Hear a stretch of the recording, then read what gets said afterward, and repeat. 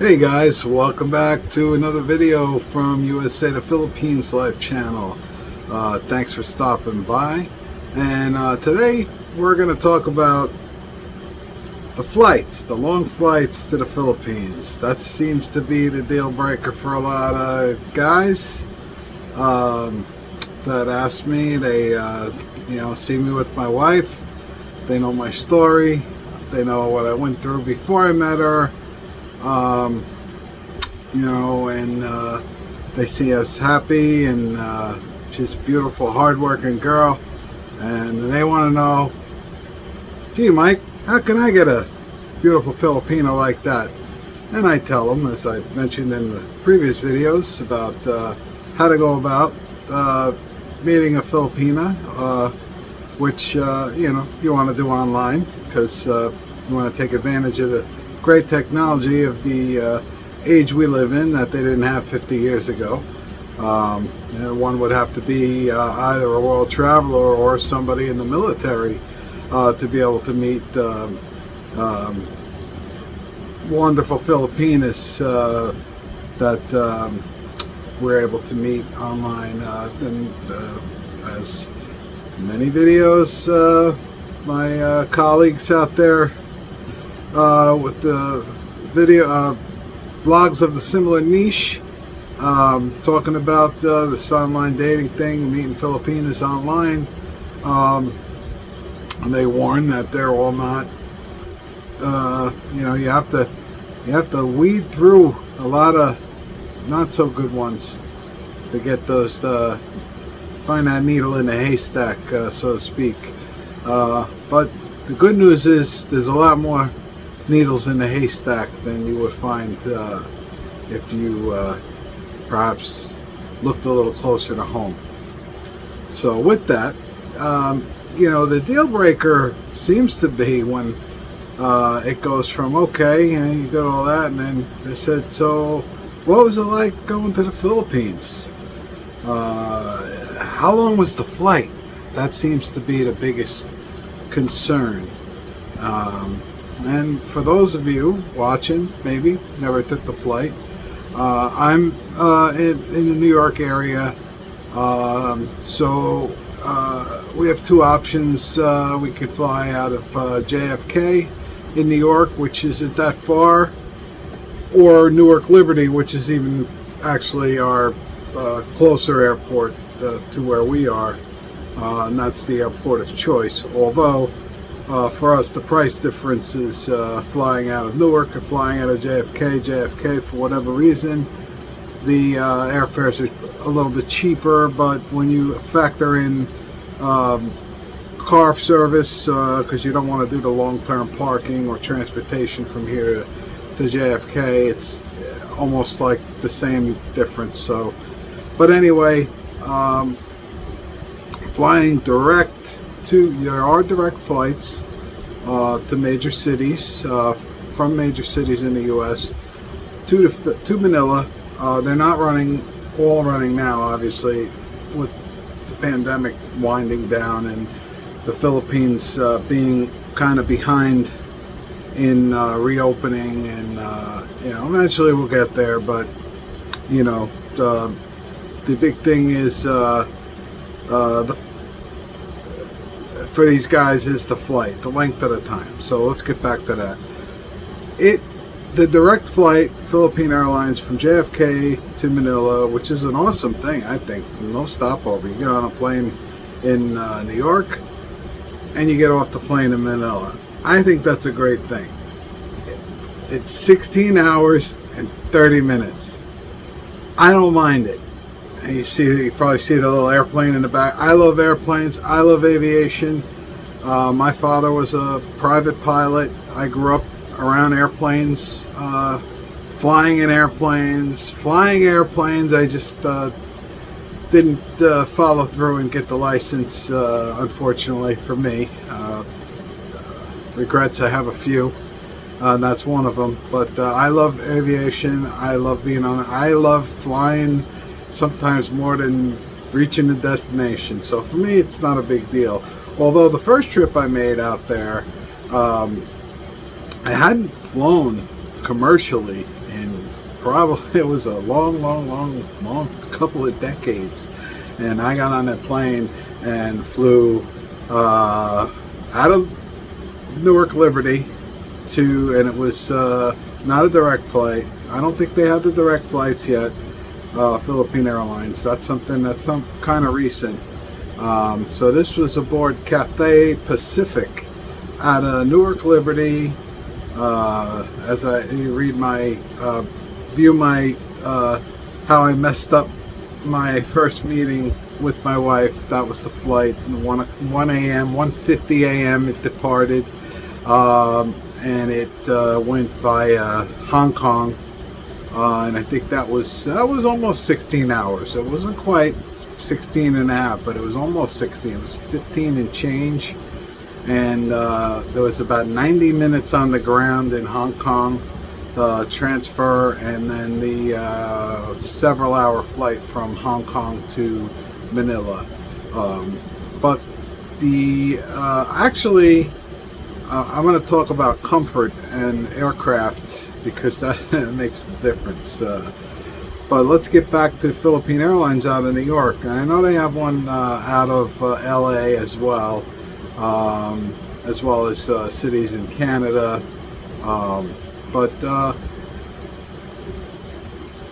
the only longer flight than that I see, and if anybody knows the one longer than I'm going to bring up right now, please leave it in the comments because I'd love to hear it. As I said, I'm an aviation buff, so I like that kind of nerdy stuff. So if you want to share it. But the number one, and I think it holds the title currently, is New York to Singapore. And that comes in at 18 hours and 40 minutes. 9,537 miles. I want to take that flight. We were looking at that for when the flights open up again and we can go back to the Philippines. I was looking at a flight deal on that out of, I think it was out of Newark Liberty. So it was New York to Singapore, so we'd enjoy the 18-hour and 40-minute flight. Then I think it was a couple hours on the ground and transfer in Singapore.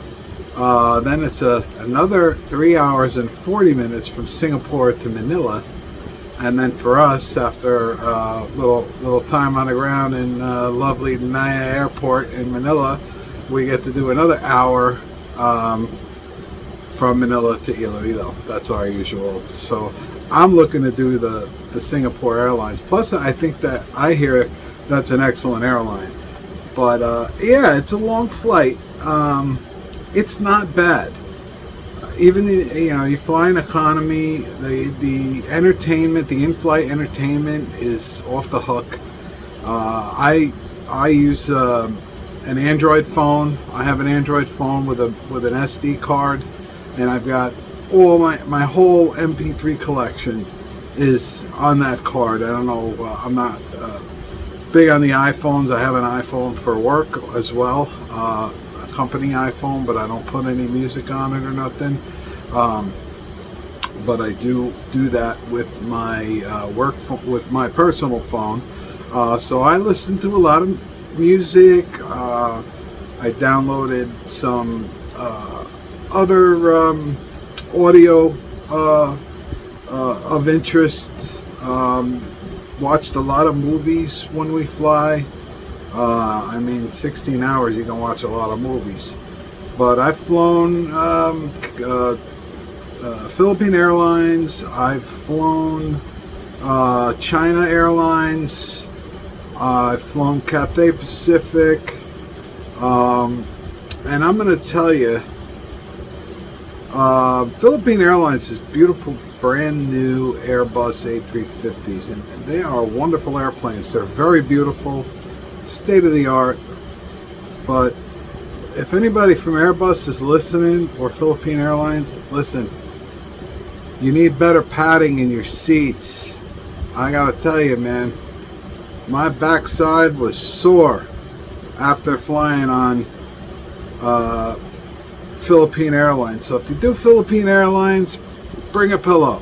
That's the only thing I'll say, because I flew it on China Airlines and Cathay Pacific Boeing aircraft, not a problem. Those seats are a lot more comfortable. So, you know, the Boeing being a U.S. plane, and I don't want to get into which is better. I like both, but I think the Europeans have to do a little bit better research in their padding in their seats, because that's when you're doing a long haul flight like that, you want comfortable seats. So I will tell you that, and it is a long flight, and you just have to psych yourself out for it. It's something that you have to do. It's part of the commitment when you meet your Filipina, that you're going to get on that flight and you're going to go there and you're going to do it. And maybe some of you guys like me, you weren't in the military, you never did any world traveling before, and all your friends, co-workers, colleagues, whatever, are all like, didn't believe you were going to do it because it was so out of character for you. It's, for me, you know, I'm always a local yokel around here, and for me to get on a plane and fly to Hong Kong and Manila in the middle of the night was kind of laughable by people, but I did it. So yeah, it's a long flight. It's really, you know, even not even for folks that are, you know, guys that are going to meet Filipinas. I would suggest vacation. If you're like me and you got a lot of paid vacation time, as soon as the Philippines opens up, if you've not been, I really recommend going to the Philippines for a 2 or 3 week vacation, because it, as I've said in previous videos, Filipinos wrote the book on hospitality. That's number one. You will not experience better whether you go to a hotel, resort. I mean, they got some beautiful Boracay Island, you know, a hall, just Palawan. God, I want to go to Palawan. I've not been there. You know, what you're going to spend on the airfare and the hotel stay, you're going to be in for so much more if you go domestically, or, you know, the Caribbean islands or whatever. And I think you're going to get better service and you're going to love it. But again, the deal breaker for a lot of people is the long flight. Yes, it is a long flight, but for me, I don't know. I enjoy it.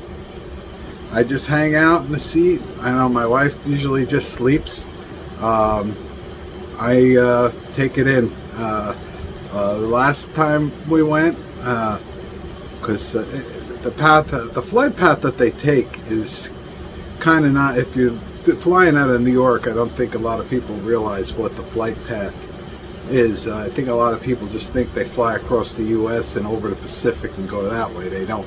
They fly north, up over Canada, out over Alaska, and cross into Russian airspace. They come into Russia, through China, and out the other side. They come that way, which is kind of cool. I didn't know that the first time. I thought that was pretty cool. But anyway, flying back, they fly back the same way. Everybody was sleeping this last flight. It was November 2019, and you know, I think all the shades were down and everybody was sleeping, and I just opened the shade up and I looked out, and we were over Alaska, and it was gorgeous, and I snapped some pictures. I'm gonna try to stick a couple of the shots in this video so you guys can see, because I didn't, and the flight attendant like came running over and like motioned to me to shut the shade down because it was letting light in, but it was gorgeous. And I mean, things like that, I just love it. I love, you know, flying. I think it's awesome. So don't let the flight be the deal breaker. All right, it's not bad. It's not even really that expensive. There's some great deals. Go Cheapo Air, Skyscanner. We use Expedia a lot. You know, Expedia is great because you can do the whole deal through them, and the support is really good. I know the last time there was some seat changes, and I had to contact them. And oddly enough, the call center they weren't allowed to tell me that, but I know that it was. The call center was actually in the Philippines that I had to call because they changed our seat a couple times. But they're real accommodating, and I'm just saying that for the benefit of you guys out there that might maybe you're talking to your Filipina now, you met her, you're waiting for this pandemic thing to blow over. You're waiting for things to open up a little. I know I've got a buddy of mine. He's talking to a friend of my wife's actually, and he's thinking about when things open back up, he's going to head over there. So excited for him. But yeah, I'm excited to fly again. I can't wait. So I hope that happens soon. I hope you don't let the long flight be a deal breaker, whether you're going there to get married, whether you're going there to meet your girl, or whether you're just going there for vacation. It's really not that bad. It's safe. It's awesome. I'm not gonna say what airline is best. You listen to what I said, and you'll you can think by that. But I think if you're on a budget, you're not gonna really. You're just concerned with getting a good deal, and there's different options. I know United Airlines had a couple interesting flights from here that were they were kind of cheap flights, but there were several stops along the way. I think it went New York to Honolulu, and then Honolulu to Guam, and then Guam to Manila. I thought that was an interesting, and it was a little bit cheaper. And I said, it didn't really add that much onto the flight time. Usually you want to keep it around 20 hours to Manila from the US. So if you're going to get up into 30 hours and that with long stopovers, so you're going to want to watch that when you book your flight. Try to go with short stopovers, couple hours. You don't want to be hanging out. I did that one time coming home from the Philippines. It was via Taipei, Taiwan, and which is a wonderful airport there. But I was stuck at the gate waiting for my connection. Was about 5 hours, and there's really nothing to do. Just hang out, relax. But 5 hours waiting for your flight time. It's a long time. So you can do it, but try to keep it down about 90 minutes, 2 hours, 3 hours max. But yeah, if you guys, anybody that's new to the long distance flights, because they're going to be starting up sooner or later, any advice or questions that you have from me, feel free to post it in the comments. And if you like the video, we'd love it if you click like, and if you haven't already, we'd love for you to subscribe. We got some great stuff planned for the channel. It's a new channel. We're off to a good start. We're really pleased with the way things are going. My wife said to say hi to everybody, to all the viewers. She's excited about her shift change coming up, so she can start making some videos too. So it's kind of like a little bit of a different approach. We're going to do some videos together. She's going to do some by herself. I'm going to do some by myself, and we're going to see how that formula works. But we're really looking forward to taking you guys with us on our next trip, and we're real excited about that. Hopefully it's the Philippines, but like I was saying in my recent video, if it's not the Philippines, it's going to probably be Vegas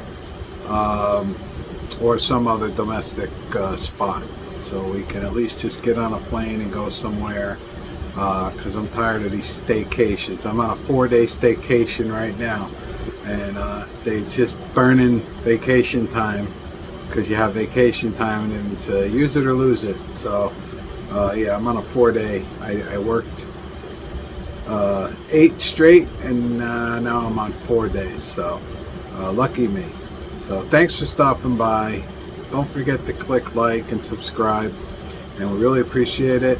And take care, stay safe, God bless you all, and I'll see you in the next one.